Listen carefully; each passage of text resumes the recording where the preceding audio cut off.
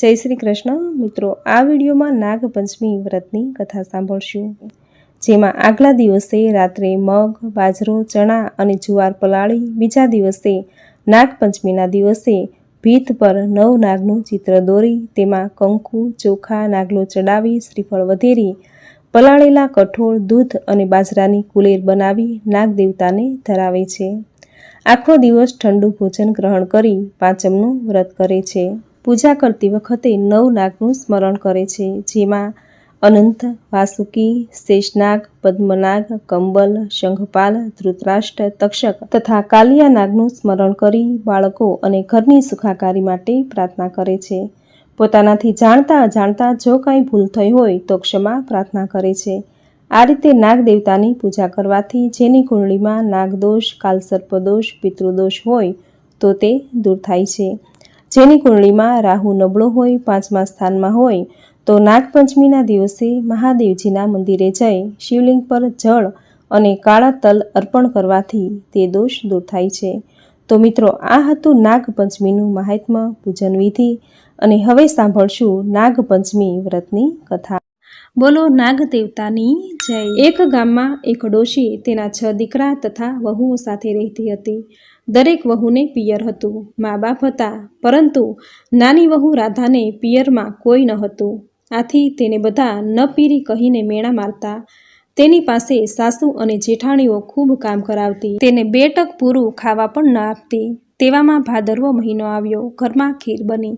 ઘરમાં બધાએ પેટ ભરીને ખીર ખાધી, પણ નાની વહુ રાધાને કોઈએ યાદ ન કરી. એ દિવસોમાં એ ગર્ભવતી હતી, આથી તેને ખીર ખાવાનું પણ ખૂબ જ મન થયું. સાસુએ તેને તપેલીમાં જે હોય તે ખાઈ લઈ વાસણ માંજવા કહ્યું. રાધાએ રસોડામાં આવીને જોયું તો ખાવાનું કંઈ ન મળે. ખીરની તપેલીમાં બાજેલા પોપડા સિવાય બીજું કંઈ ન હતું. આથી તે નિરાશ થઈ ગઈ. છતાં પણ તપેલીમાંથી પોપડા ઉખાડી એક કપડામાં ભેગા કરી મૂકી રાખ્યા. તેને એમ કે વાસણ માંજી લીધા પછી નિરાતે હું ખાઈશ. હવે બન્યું એવું કે જે ઝાડ નીચે તેણે કપડામાં ભેગા કરીને પોપડા રાખ્યા હતા તે એક નાગણ આવીને ખાઈ ગઈ. તે પણ ગર્ભવતી હતી. થોડી વારે રાધા વાસણ માંજીને ઝાડ પાસે આવી. તેણે જોયું તો કપડામાંથી પોપડા ગાયબ. નાગણ આ બધું ઝાડ પાછળ સંતાઈને જોતી હતી. તેના મનમાં એમ કે તે હમણાં મને ગાળો દેશે, પરંતુ તેના આશ્ચર્ય વચ્ચે રાધા બોલી કે જેણે આ ખીર ખાધી હોય તેવું તેનું પેટ ઠરજો. આ સાંભળીને નાગણ તો ખૂબ જ ખુશ થઈ ગઈ. તેણે રાધાને મનુષ્ય રૂપમાં દર્શન આપતા કહ્યું કે બહેન, હું તારાથી ખૂબ જ ખુશ થઈ છું. બોલ બહેન, તને કઈ વાતનું દુઃખ છે? તારું દરેક દુઃખ હું ટાળીશ. તેના જવાબમાં રાધાએ પોતાનું દુઃખ વ્યક્ત કરતા કહ્યું કે માં, મારા પિયરમાં કોઈ સગું નથી, એટલે સૌ મને મેણા મારે છે. વળી થોડા દિવસમાં મારો ખોળો ભરાવાનો છે. મારે કોઈ ભાઈ પણ નથી, હું કોને ખોળો ભરવા બોલાવું? આટલું બોલતા તેની આંખમાંથી આંસુ આવી ગયા. નાગણનું દિલ દ્રવી ઉઠ્યું. તેણે રાધાને કહ્યું કે બેટી, તું રડીશ નહીં. તારે જરાય ચિંતા કરવાની જરૂર નથી. તારો ખોળો જ્યારે ભરાવાનો હોય ત્યારે ફક્ત એક કંકોત્રી મારા રાફડા પાસે મૂકી જજે. આ સાંભળીને રાધા ખૂબ જ ખુશ થઈ ગઈ. થોડા વખત પછી વહુને ખોળો ભરવાનો દિવસ આવ્યો. જેઠાણીઓ નાની વહુ રાધાને મેણા મારવા લાગી કે અલીબાઈ, પિયરમાં તો કાળું કૂતરું નથી, તો પછી એને ખોળો શેનો ભરવાનો? આ સાંભળી નાની વહુ દુઃખી થઈ ગઈ. તેણે સાસુને વિનંતી કરી કે મારા પિયરમાં દૂરના એક સગા છે, મારે એને કંકોત્રી મોકલવી છે, આથી મને કંકોત્રી લખી આપો. સાસુએ ના છૂટકે મોટી વહુ આગળ 2 ચબરખીના 2 અક્ષરો પડાવી નાની વહુને આપ્યા. રાધા ખુશ થતી કંકોત્રી લઈ રાફડા પાસે આવી પહોંચી અને ત્યાં મૂકીને મનોમન પ્રાર્થના કરી ઘેર પાછી ફરી. ખોળો ભરાવાનો સમય થયો એટલે જેઠાણીઓ અંદર અંદર મશ્કરી કરતા કહેવા લાગી કે અલીબાઈ, આજે તો નાની વહુ તરફથી આપણને પેરાણીમાં ખૂબ સરસ ઘરેણાં અને વસ્ત્રો મળવાના છે. તેના પિયરિયા તો ગાડું ભરી ભરીને બધું લાવવાના છે. નાની વહુ આ સાંભળીને હતાશ બની ગઈ અને મનોમન નાગદેવતાને પ્રાર્થના કરવા લાગી. ત્યાં તો સાચે સાચ દૂરથી ગાડાનો અવાજ સંભળાવા લાગ્યો. સૌ કોઈ એકી ટશે તે દિશામાં જોઈ રહ્યા. થોડી વારે ગાડા આંગણામાં આવીને ઊભા રહ્યા અને એમાંથી રૂપના અંબાર સમી નાગણ, નાગદેવતા અને નાગકુમારો ઉતરવા લાગ્યા. તેની પાછળ 2 નોકરો સોનાની પેટીઓ લઈને ઉતરવા લાગ્યા. તેની પાછળ અન્ય ગાડા પણ આવીને ઊભા રહ્યા. નાની વહુ રાધાનો ખોળો નાગકુમારોએ ધામધૂમથી ભરાવ્યો. દરેકને પહેરામણીમાં સોના, રૂપા, હીરા, માણેકના દાગીના, મહામૂલા વસ્ત્રો વગેરે આપીને ખુશ કરી દીધા. ખોળો ભરાઈ ગયા પછી નાગણીએ સાસુને કહ્યું કે વેવાણ, મારી દીકરીને હવે વિદાય આપો. સુવાવડ પતી ગયા પછી સગવડે હું એને જાતે આવીને મૂકી જઈશ. સાસુ બિચારા શું બોલે, આ તો બધું જોઈને હબકી ગયા હતા. નાગણ નાની વહુને લઈને વિદાય થઈ. નાની વહુ નાગણ સાથે ગઈ તો ખરી, પણ મનમાં એને મૂંઝવણ થઈ કે આ નાગણ એને ક્યાં લઈ જશે. પરંતુ એની શંકાનું નિવારણ આવી ગયું. દર આગળ આવીને નાગણે હાથ ફેરવતા નીચેથી જમીન ખસી અને ભોયરું દેખાયું. એ ભોયરામાં થઈને તેઓ મહેલમાં આવ્યા. રાજાના કરતાં પણ ભવ્ય એવો મહેલ જોઈને રાધા તો આશ્ચર્ય પામી. નાગણે તેને કહ્યું કે રાધા, તારે અહીં કશું જ કામ કરવાનું નથી.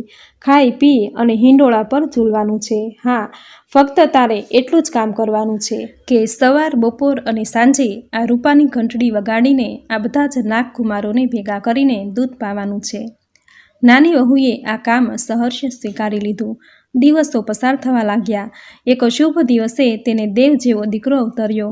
બધા રાજીના રેડ થઈ ગયા. છોકરો ધીરે ધીરે મોટો થવા લાગ્યો. એક દિવસ રાધા કંઈ કામ અંગે દૂધને વાસણમાં ઠારવા મૂકી બીજા ઓરડામાં ગઈ.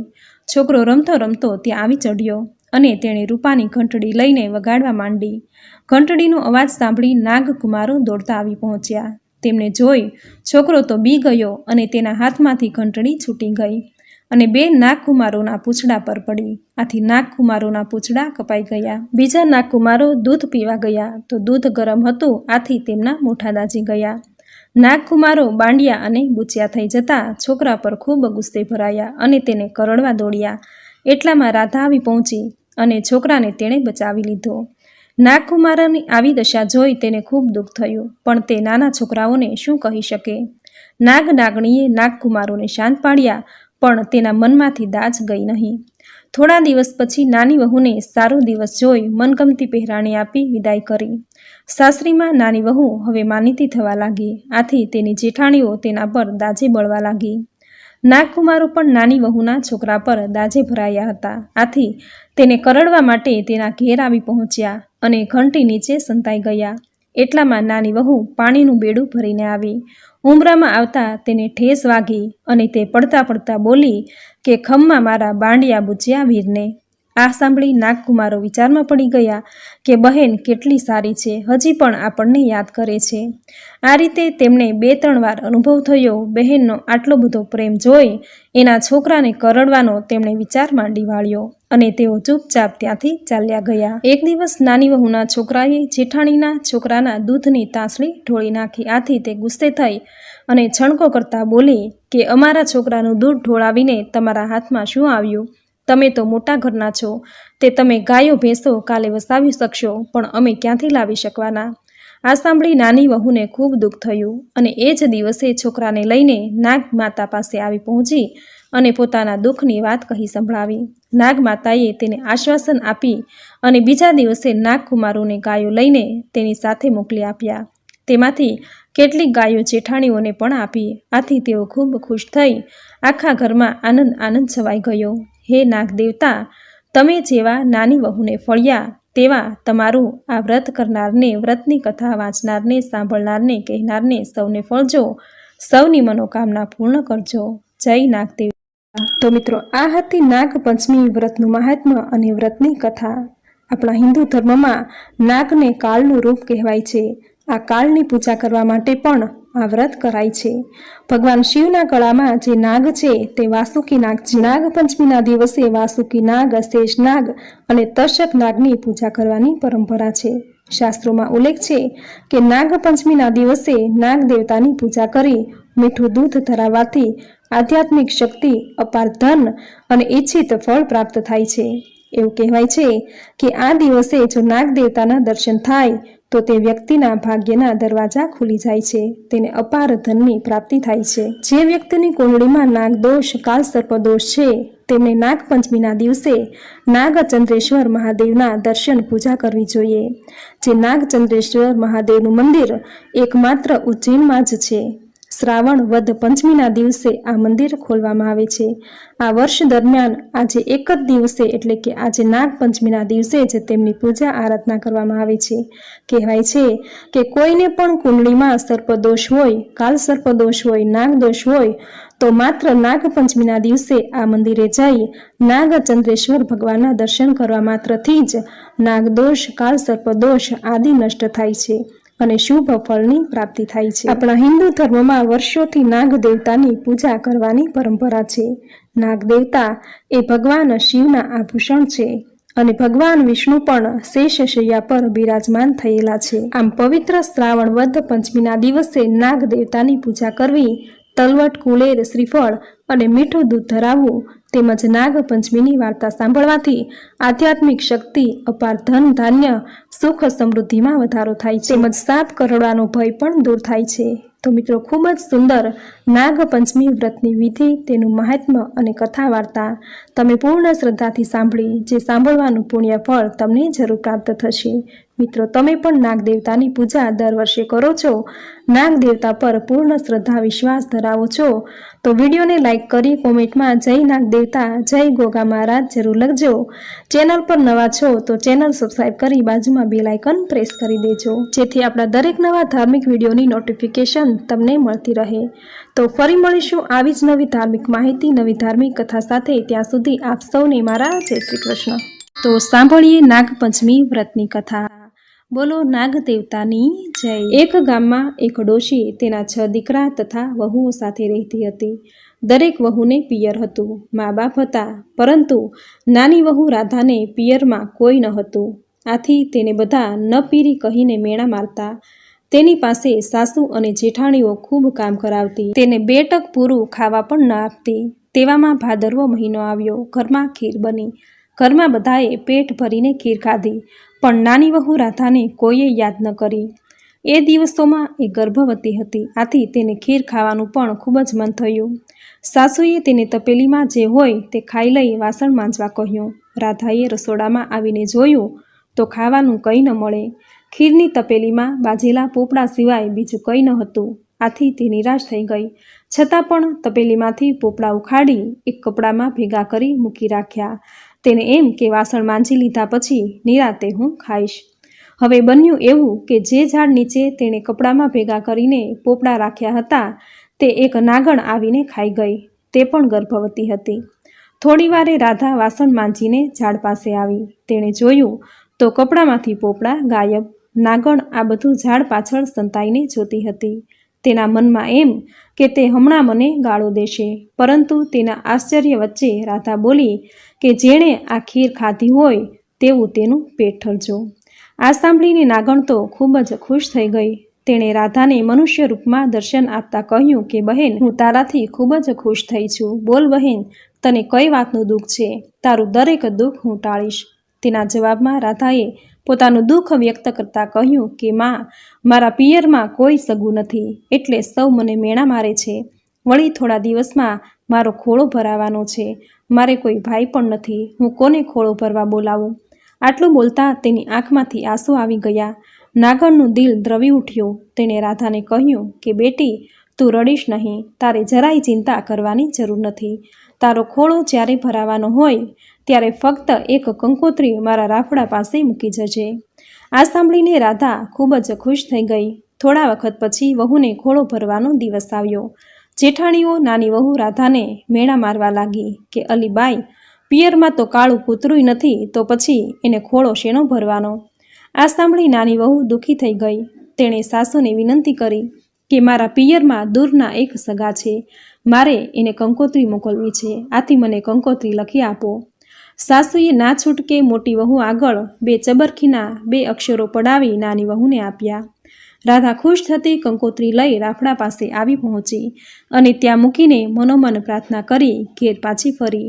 ખોળો ભરાવાનો સમય થયો એટલે જેઠાણીઓ અંદર અંદર મશ્કરી કરતા કહેવા લાગી કે અલીબાઈ, આજે તો નાની વહુ તરફથી આપણને પેરાણીમાં ખૂબ સરસ ઘરેણાં અને વસ્ત્રો મળવાના છે, તેના પિયરિયા તો ગાડું ભરી ભરીને બધું લાવવાના છે। નાની વહુ આ સાંભળીને હતાશ બની ગઈ અને મનોમન નાગ દેવતાને પ્રાર્થના કરવા લાગી ત્યાં તો સાચે સાચ દૂરથી ગાડાનો અવાજ સંભળાવા લાગ્યો. સૌ કોઈ એકી ટશે તે દિશામાં જોઈ રહ્યા. થોડી વારે ગાડા આંગણામાં આવીને ઊભા રહ્યા અને એમાંથી રૂપના અંબાર સમી નાગણ, નાગદેવતા અને નાગકુમારો ઉતરવા લાગ્યા. તેની પાછળ 2 નોકરો સોનાની પેટીઓ લઈને ઉતરવા લાગ્યા. તેની પાછળ અન્ય ગાડા પણ આવીને ઊભા રહ્યા. નાની વહુ રાધાનો ખોળો નાગકુમારોએ ધામધૂમથી ભરાવ્યો. દરેકને પહેરામણીમાં સોના, રૂપા, હીરા, માણેકના દાગીના, મહામૂલા વસ્ત્રો વગેરે આપીને ખુશ કરી દીધા.